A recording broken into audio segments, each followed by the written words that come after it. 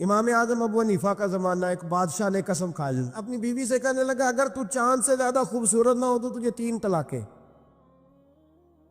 اب مسئلہ بن گیا کدھر سے نکالیں؟ اب قرآن پاک میں یہ لفظ کہیں نہیں لکھا کہ عورت چاند سے زیادہ خوبصورت ہوتی ہے، کسی حدیث میں نہیں لکھا واضح طور پر کہ بی بی چاند سے زیادہ خوبصورت ہوتی۔ علماء کوفہ بیٹھ گئے، علماء بغداد بیٹھ گئے، علماء مصر بیٹھ گئے، بادشاہ تھا، اور پھر جو اس کی بیوی تھی وہ بھی ایک بادشاہ کی بیٹی تھی۔ اگر یہ طلاق ہو گئی تو 2 ملکوں کی جنگ چھڑ جائے گی، حالات خراب ہو جائے۔ علماء پریشان ہے کہ جائیں تو کدھر جائیں؟ لوگ پریشان ہوتے ہوتے امام اعظم کے پاس چلے گئے، کہنے لگے سارے مولوی کہتے ہیں طلاق ہو گئی، آپ بتائیں۔ امام صاحب کہنے لگے کوئی نہیں طلاق ہوئی۔ کہا کیوں؟ فرمانے لگے اللہ کا قرآن کہتا ہے لَقَدْ خَلَقْنَا الْإِنسَانَ فِي أَحْسَنِ تَقْوِيمٍ، اللہ فرماتا ہے میں نے سب سے حسین انسان کو پیدا فرمایا ہے۔ تو جب سب سے حسین انسان ہے تو چاند سے بھی زیادہ انسان ہی حسین ہے۔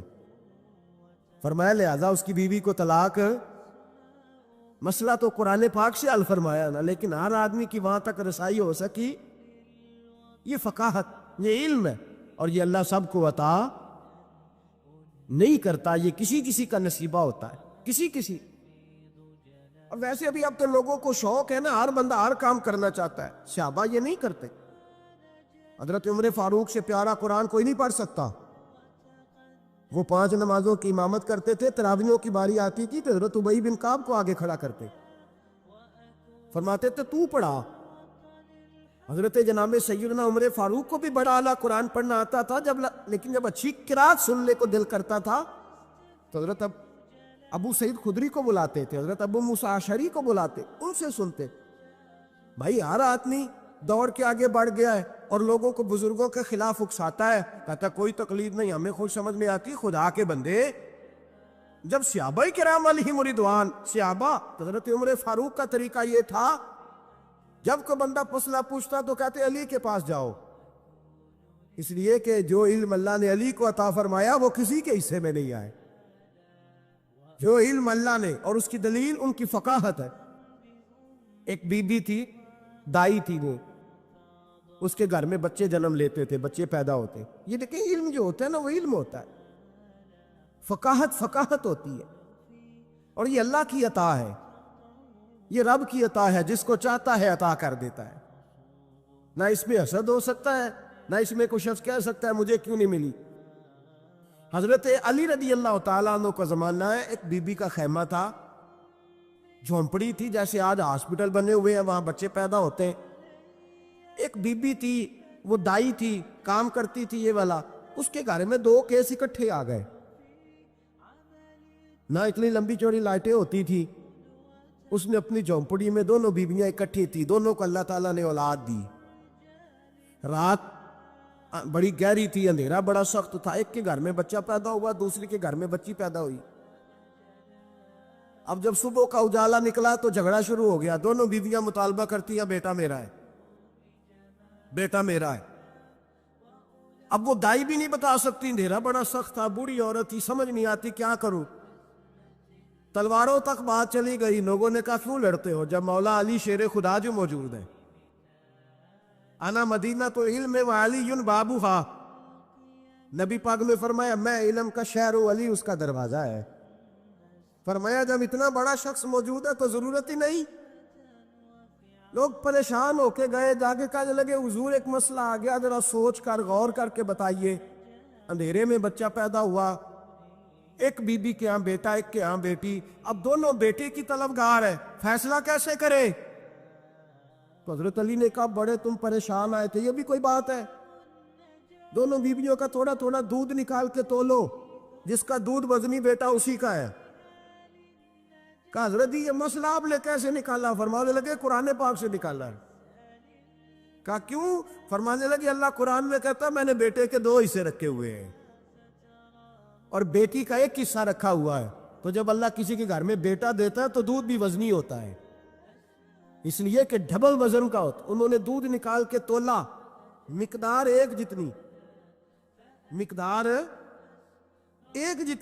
اس کا آدھا کلو دودھ اس کا 1 کلو، وزن کیا تو پورا ہو گیا. پیمانے رکھے گئے تو وہ ناپنے میں اور تھا، تولنے میں اس کا دودھ وزنی نکلا. جب دودھ وزنی نکلا تو جناب سیدنا علی المرتضیٰ فرمانے لگے جس کا دودھ وزنی بیٹا اسی کا ہے. اللہ ڈبل وزن کا دودھ عطا کرتا. اب مسئلہ کہاں سے نکلا بولیے؟ لیکن ہر بندہ نکالنے کی طاقت، یہی حضرت امام اعظم ابو حنیفہ کا کمال ہے. صحابہ کے زمانے میں ضرورت نہیں تھی صحابہ کو. ایک تو وہ اتنی لاپرواہی کی نماز نہیں پڑھتے تھے جتنی ہم پڑھتے ہیں. اتحیات میں بیٹھے ہیں، سورۃ فاتحہ پڑھی جا رہی ہے. اتحیات میں بیٹھ کے بندے پوچھتے ہیں آگے، کہتے ہیں حضرت میں اتحیات میں سورۃ فاتحہ پڑھ رہا تھا. ساری پڑھ لیا، وہ تو رکوع کا وقت ہے تو یاد آیا کہ یہ تو اتحیات ہے. اتنی لاپرواہی کی پہلے تو وہ نمازیں نہیں پڑھتے. پھر اگر کسی کو غلطی ہو جاتی تو سامنے جناب رسالت امام صلی اللہ علیہ وسلم کا جلوہ بددعا موجود تھا، وہ حضور سے پوچھ لیتے. جب وقت گزرنے لگا نا، تابعین کا زمانہ آیا تو پھر مسئلہ بنا. ایک تو تھوڑا تھوڑا مشکات نبوت سے لوگ دور ہوئے تو لاپرواہی بھی آنے لگی. اب لوگوں نے پوچھنا شروع کیا کہ سورۃ فاتحہ بھول جائے تو کیا کرے. رکوع میں بندہ چلا گیا ہے تو رکوع تو کر لیا لیکن سبحان ربی العظیم نہیں یاد رہا تو کیا کرے. سجدے میں گئے سبحان ربی الاعلیٰ نہیں پڑھا تو کیا کرے. اب مسائل بنے، اب ضرورت ہوئی. امام اعظم نے اصول فقہ مرتب کی، ہمیں بتایا کہ نماز میں فرض کیا ہے، نماز میں واجب کیا ہے، نماز میں کیا شے ضروری ہے اور کیا شے ضروری نہیں ہے. وہ بھی انہوں نے حدیثیں سامنے رکھی کہ نبی پاک نے کس کس بات کی کتنی تاکید کی، کس کس بات کی زیادہ تاکید نہیں فرمائی. پھر انہوں نے مسئلہ بتایا کہ قیام کرنا فرض ہے، رکوع کرنا فرض ہے، لیکن رکوع میں سبحان ربی العظیم کہنا سنت ہے. اگر کسی کی رہ بھی جائے گی تو اس کی نماز ہو جائے گی. قومہ کرنا فرض ہے، سجدہ کرنا فرض ہے، لیکن سجدے میں سبحان ربی الاعلیٰ کہنا سنت ہے. رہ بھی گیا تو نماز، جو سجدہ ہی نہیں کرے گا اس کی نہیں. تو یہ اصول بنائے امام اعظم. امام اعظم کون تھے؟ کپڑے کے ایک بہت بڑے تاجر تھے، ان کے بیٹے تھے. پورا نام تھا نعمان بن ثابت. امام اعظم ان کا لقب ہے، ابو حنیفہ ان کی کنیت ہے. لوگ جب اپنی مرضی کی باری آتی ہے تو حرم شریف کے حوالے دینے شروع کر دیتے. حرم شریف میں جو ہوتا ہے، حرم شریف میں نے کہا چلو وہی مان لو. مسجد نبی میں باب بلال سے داخل ہو جاؤ یا باب ہجرت سے داخل ہو جاؤ. مسجد نبی میں جب داخل ہوگے، اندر مسجد کے قدم رکھو گے دونوں دروازوں سے جا کے، تو جو کھلا سین ملے گا اس سین کے اوپر یوں سامنے نظر ڈالو گے تو 4 اماموں کے نام لکھے ہوئے فقہ کے. جو سب سے پہلا نام لکھا ہے وہ امام اعظم ابو حنیفہ کا لکھا ہوا. آج بھی مسجد نبی میں، آج بھی دوسرا امام شافعی کا، تیسرا حضرت امام مالک کا، چوتھا امام محمد بن حنبل کا. اور آج بھی فقہائے مکہ اور مدینہ جب فتویٰ دیتے ہیں تو امام محمد بن حنبل کے قول پہ فتویٰ دیتے ہیں. اور ہر جگہ وہ اعلان کرتے ہیں کہ فقہ کے ماننے والے مقلد ہیں امام محمد بن حنبل کے. وہ اعلان کرتے ہیں، انہوں نے لکھ کے لگایا ہوا. ایک پوری دنیا کی لوگ تو کسی نہ کسی امام کی تقلید کرے، اور ایک چھوٹی سی جماعت اٹھ کے کہے نہیں ہمیں ڈائریکٹ سمجھ آئی ہے. تو کیسے بھائی تمہیں سمجھ آ گئی؟ امام اعظم ابو حنیفہ کا نام نعمان بن ثابت تھا. کوفے میں پیدا ہوئے تھے، صحابہ کے شاگرد تھے. 80 ہجری میں پیدا ہوئے، 150 ہجری میں آپ کا وصال ہوا. باپ تاجر تھے. اب فرماتے ہیں میں سیانا ہوا تو تجارت میں لگ گیا. ریشمی کپڑے کا کاروبار تھا، بہت بڑا گھرانہ مالدار تھا ہمارا. میں گلی سے گزرتا تھا، رستے میں امام شافعی کا مدرسہ تھا. میں بچوں کو پڑھتے دیکھتا تو مجھے شوق ہوتا. اکثر میں وہاں 2-4 منٹ 10 منٹ قیام کرتا. ایک دن امام شافعی نے بلایا اور بلا کے فرمایا بیٹے کیا کرتے ہو؟ میں نے کہا کپڑے کا کام کرتا ہوں. تو کہنے لگے تیرے چہرے میں بڑی چمک ہے، تیرے چہرے میں بڑی روشنی ہے، مجھے لگتا ہے میرا رب تجھ سے کوئی بڑا ہی کام لینے والا ہے. تو آ نہیں جاتا، پڑھ نہیں لیتا. اقبال کہتا ہے اگر کوئی شعیب آئے میسر، شبانی سے کلیمی 2 قدم ہے، اللہ کرے کسی کو کوئی مل جائے, کسی کو کوئی بیٹھا ہوا مجھے دور دعا دیتا ہے, میں ڈوبتا ہوں پر سمندر اچھال دیتا ہے, اللہ کرے کوئی مل جائے. فرماتے ہیں امام شابی نے میری بات ہوئی تو میں حضرت حماد کے مدرسے میں داخل ہو گیا. امام حماد بہت بڑے مفتی تھے, سند بھی سن لے. امام اعظم شاگرد ہیں امام حماد کے, اور امام حماد شاگرد ہے حضرت ابراہیم نخعی کے. حضرت ابراہیم نخعی شاگرد ہے حضرت علقمہ کے, اور حضرت علقمہ شاگرد ہے حضرت عبداللہ ابن مسعود کے. اور حضرت عبداللہ بن مسعود وہ صحابی ہے جن کی ڈیوٹی تھی نبی پاک کا ڈنڈا مبارک کا سا اٹھانے کی, حضور کے جوتے اٹھانے کی. ڈائریکٹ نبی پاک سے علم دین حاصل کیا کرتے. یہ سند ہے امام اعظم ابو حنیفہ کی. حضرت امام اعظم کہتے ہیں میں امام حماد کے مدرسے میں پڑھنے لگا. کئی سال رہ کے میں نے ان کے مدرسے میں علم حاصل کیا. جب میں فارغ ہوا تو میں نے کہا استاد جی میں کہاں مدرسہ بناؤں, میں کس مسجد میں بیٹھوں, میں کہاں جاؤں. کہتے ہیں میرے استاد اپنی کرسی سے اٹھے اور میرا بازو پکڑ کے اپنی جگہ پہ بٹھایا, کہنے لگے میں نے تجھے پڑھایا ہے لیکن رب نے تجھے بڑا ہی عطا کیا ہے, اب تو کہیں اور نہیں جائے گا, میری مسلک پر بیٹھ کر لوگوں کو پڑھایا کرے گا. امام اعظم ابو حنیفہ نے فقہ اور اصول کا علم وہاں سے حاصل کیا. فرماتے ہیں پھر میرے استاد نے میری ڈیوٹی لگائی, فرمانے لگے اب تو کسی ایسی جگہ جا جہاں سے تجھے تقوی کی روشنی ملے, کوئی مرشد تلاش کر.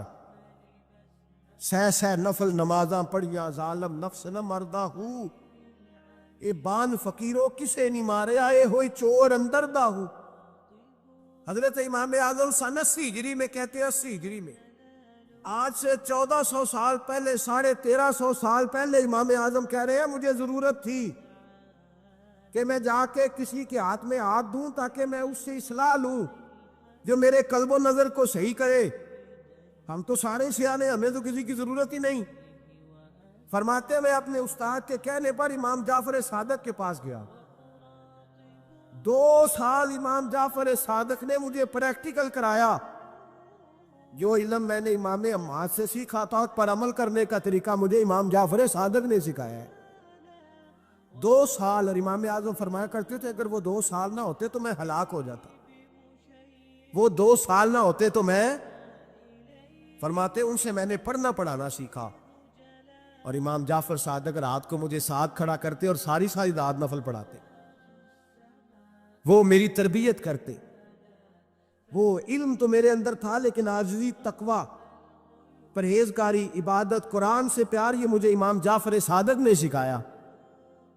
امام اعظم ابو حنیفہ بہت بڑے فقیہ بنے, پھر مدرسہ بنایا, پھر خانقاہ بنائی, پھر امام صاحب رحمۃ اللہ علیہ نے ساری زندگی رسول اللہ صلی اللہ علیہ وسلم کے دین کا پیغام دیا.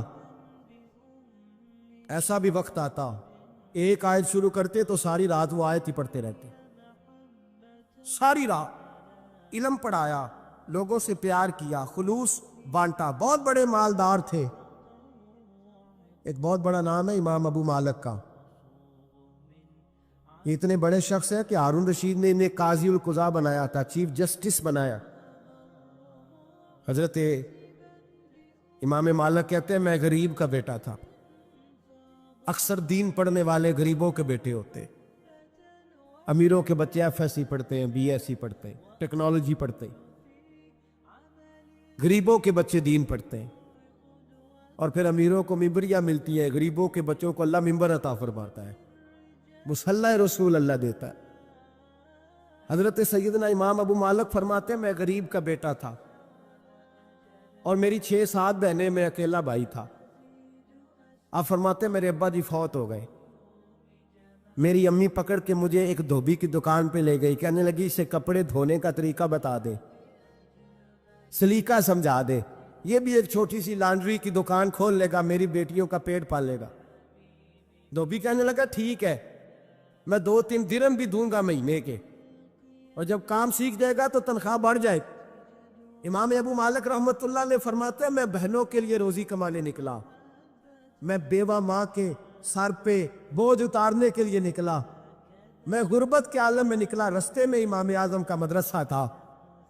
فرماتے میں وہاں چمکتے چہرے دیکھتا، لیکن اپنی غربت کو دیکھ کے میں آگے بڑھ جاتا، پریشان ہوتا کہ میں کیسے علم حاصل کروں گا. آپ فرماتے امام صاحب مجھے اکثر دیکھتے. ایک دن امام اعظم باہر نکلے، مجھے کھڑے ہوئے دیکھا تو قریب بلایا، سینے سے لگایا، ماتھا چوما. کیا نام ہے؟ میں نے کہا ابو مالک میرا نام ہے. کہا تمہیں پڑھنے کا شوق ہے؟ کہا بڑا شوق ہے. کہنے لگے چل آ جا پڑھا کر، آ جا مدرسے میں پڑھا کر. کہتے میں سارا دن وہاں پڑھتا، گھر سے کام کرنے آتا، سارا دن امام اعظم کے پاس پڑھتا رہتا. مہینہ آیا تو میری اماں کہنے لگی تنخواہ لاؤ. میں نے کہا امی جی تنخواہ تو وہ دے گا جو ڈیوٹی پہ جاتا ہو، میں تو پڑھنے جاتا ہوں. کہتے اماں گھر سے نکلی اور بڑے غصے کے ساتھ نکلی، کہنے لگی مولوی نے میرا بچہ خراب کر دیا، میرا بچہ خراب کر دیا.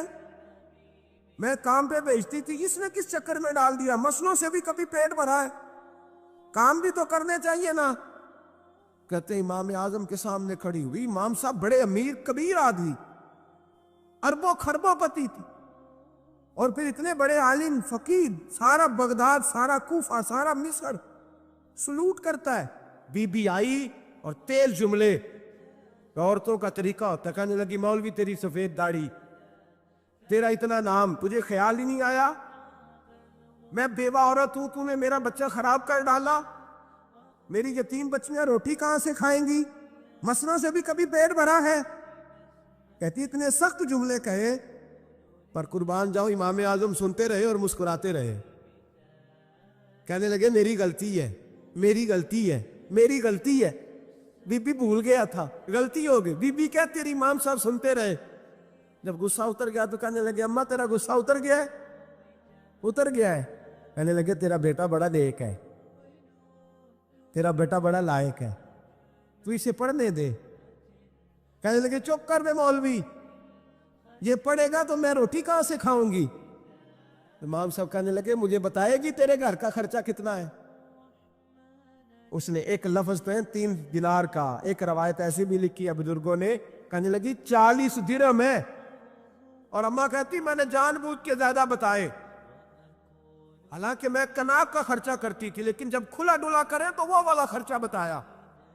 میں نے کہا 40 درہم خرچہ ہے، تو دے گا؟ تو کہتے امام اعظم کہنے لگے اماں تجھے لینے نہیں آنا پڑے گا، پہلی سے پہلے تیرے گھر میں پہنچ جایا کریں گے، یکم سے پہلے آئیں گے. او بھائیو کہاں استاد ملتے ہیں، کہاں استاد ملتے ہیں، کہاں وہ لوگ ملتے ہیں جو دعائیں مانگتے، التجائیں کرتے، پیار کرتے. گزر گیا وہ دور. اب تو سوٹ لینے کا دور ہے، مٹھائیاں لینے کا دور ہے، ہاتھ ڈلوانے کا دور آیا ہے. اب کون پوچھتا ہے؟ اب تو پوچھتے ہیں تو میرے لیے کیا لایا ہے؟ حضرت سیدنا امام اعظم ابو حنیفہ رحمت اللہ علیہ 1 دن نہیں، 2 دن نہیں، 4 دن نہیں، 5 مہینے نہیں، 20 سال تک، کہنا آسان، بولنا آسان، سننا آسان، 20 سال تک امام ابو مالک کے گھر میں خرچہ دیتے رہے، وہ پڑھتے رہے. اماں کہنے لگی تو میرے بیٹے کو لگا تو لیا ہے تو پڑھ کے بنے گا کیا؟ حضرت امام اعظم فرمانے لگے بادشاہوں کے تخت پر بیٹھ کر بادشاہوں کے ساتھ کھانے کھایا کرے گا، ان کے ساتھ بیٹھ کے حلوہ کھائے گا، وقت آئے گا تو دیکھے گی. کہتے ہیں میرے امام انتقال کر گئے، وقت بیت گیا. ہارون رشید نے مجھے بلایا بغداد میں اور کہا میں آپ کو چیف جسٹس بنانے لگا ہوں. کہتے ہیں میں خوشی سے سجدے کرنے لگا. میں چیف جسٹس بنا. میں نے اپنی اماں کو خط لکھا کہ اماں بغداد آ جا، تیرے بیٹے کو اللہ نے بڑی شان عطا کر دی ہے. فرماتے ہارون رشید کی بیوی بڑی اولیاء کی، علماء کی بڑی فرما بردار تھی، محبت کرنے والی تھی. اس نے حلوہ بنا کے بھیجا، کھانا بنا کے بھیجا. ہارون رشید تخت پہ بیٹھ کے کھانے لگا تو کہنے لگا امام صاحب آپ ہی یہیں آ جائیں میرے ساتھ. کہتے ایک کونے میں وہ بیٹھ گیا، ایک میں بیٹھ گیا، بیچ میں کھانا رکھ لیا. اتنی دیر میں میری اماں بھی پہنچ گئی. 2 لقمے کھائے تھے کہ اماں آ گئی. جب اماں نے مجھے تخت پہ بیٹھے دیکھا، ایک یتیم، ایک لاوارث، ایک بن باپ کا بچہ، وہ کل تک جو بہنوں کے لیے 4 دینار نہیں لا سکتا تھا، تخت پہ بیٹھ کے جب روٹی کھاتے دیکھا تو اماں تڑپ گئی، روئی، چیخیں ماری۔ میں نے کہا اماں کیا ہوا؟ کہنے لگی بیٹا مجھے تیرا استاد یاد آ گیا ہے، اس نے کئی سال پہلے کہا تھا اسے دین کا علم پڑھنے دے، اسے فقیہ بننے دے، یہ بہت آگے جائے گا۔ دیکھ آج اللہ نے تجھے کتنی شان عطا کی ہے۔ کہا بیٹا یہ کمال تیرا نہیں، یہ امام اعظم ابو حنیفہ کا کمال ہے، یہ ان کا کمال ہے جنہوں نے تمہیں یہاں تک پہنچایا۔ میرے بھائی اپنی پوری زندگی حضرت امام اعظم ابو حنیفہ نے، آج تو اساتذہ کرام، اساتذہ مجھ سے ایک ٹیچر کہنے لگے حضرت جی دل نہیں لگتا، بے سکونی سی ہے، کچھ بتلائے۔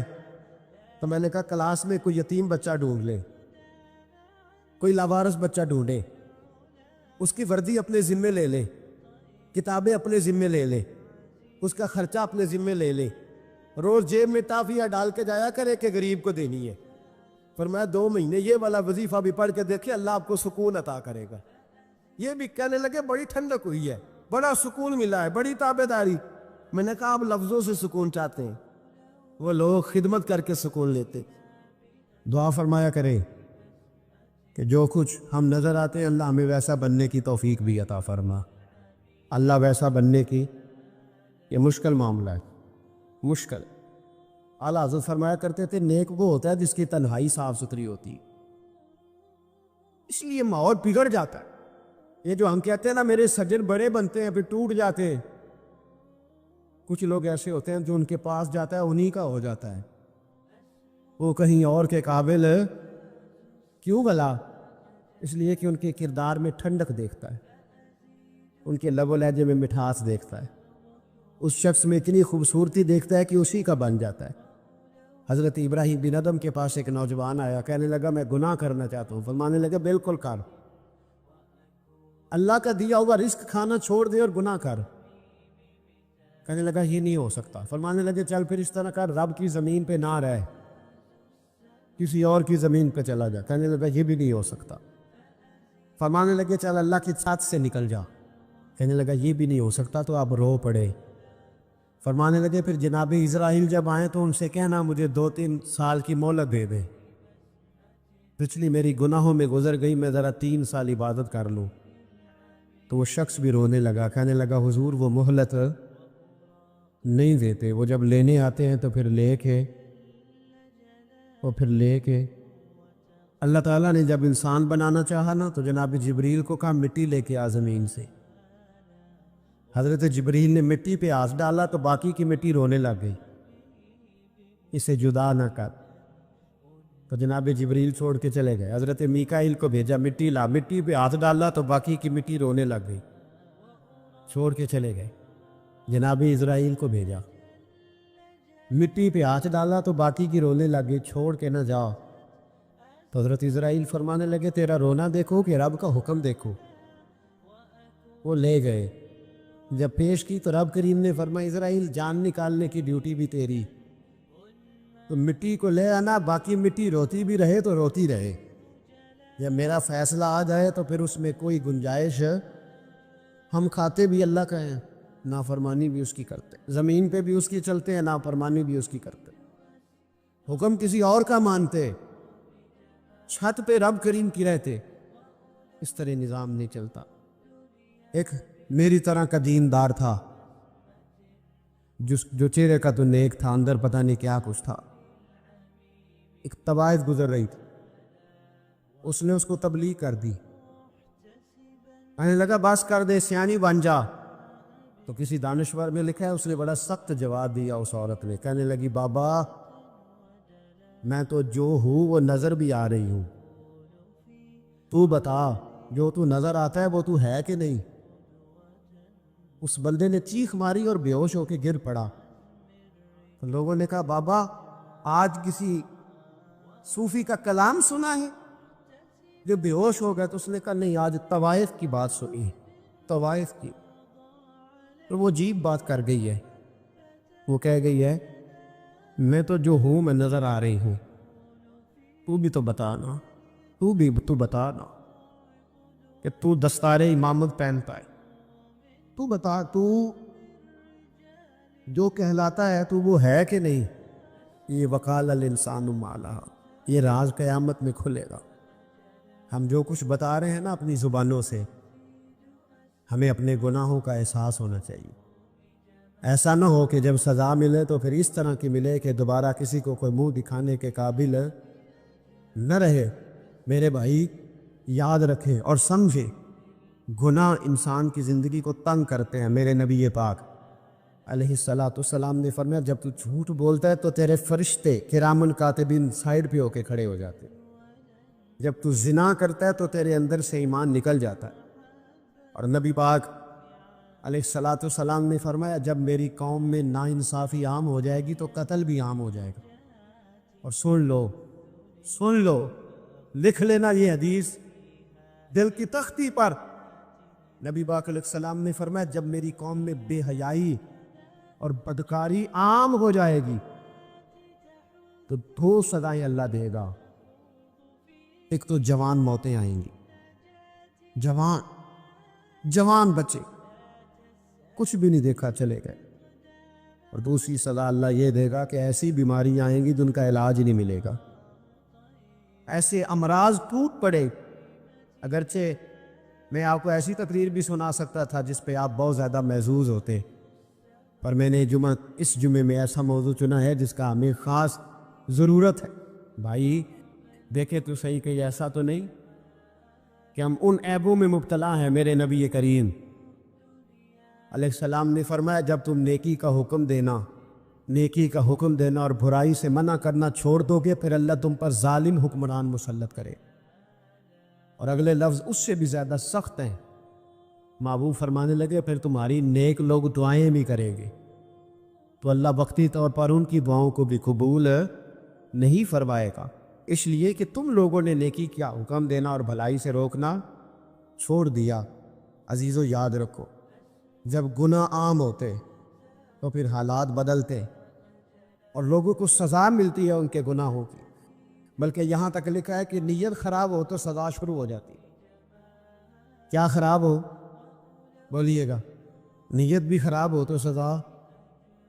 حضرت رومی کہتے ہیں کہ ایک بادشاہ کو پتہ چل گیا کہ ایک آدمی نے بڑا اچھا باغ لگایا ہے، خوبصورت باغ ہے، مالٹے کا، کنوں کا باغ، بڑا پیارا۔ بادشاہ نے کہا ذرا جا کے دیکھتا ہوں۔ بادشاہ سلامت باغ دیکھنے آئے تو اب وہ مزدور آدمی تھا، عام آدمی تھا جس نے باغ لگایا، کسان تھا، اس کو کہا کہ چند کنوں توڑ کے لایا تو بڑے پیارے لگے۔ ایک دو اور لایا، کھائے، بڑے میٹھے، بڑے پیارے، بڑے توانا، بڑا مزہ آیا۔ تو بادشاہ کے دل میں خیال آیا کہ اس پہ قبضہ نہ کر لوں باغ پہ۔